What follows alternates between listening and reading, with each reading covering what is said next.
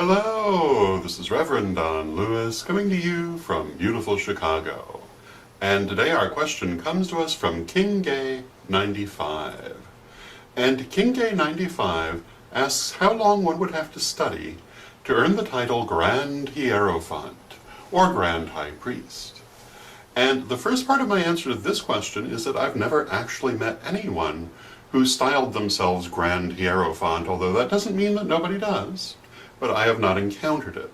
The term Hierophant, however, which comes from the presiding priest of the Eleusinian Mysteries, is used in a number of different traditions, of which probably the most prominent is the Fellowship of Isis, where a Hierophant is, in effect, high priesthood who teach.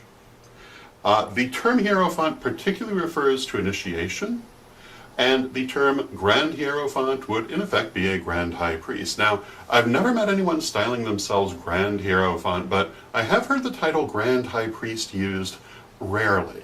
It is not a common title, it is not in common use, but I have heard it, and I would assume that a Grand High Priest is someone who is in between a High Priest and an Archpriest, or roughly at the level of what you might think of as a bishop.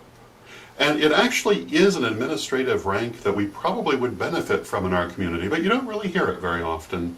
And I would have to say I've maybe encountered it twice in my life. It's not used by any of the major traditions to my knowledge. So that makes it a little bit difficult to answer the question how long you would have to study to earn it, because it, to all intents and purposes, does not exist per se. However, we can look at the title of High Priest and ask how long you'd have to study to earn that title.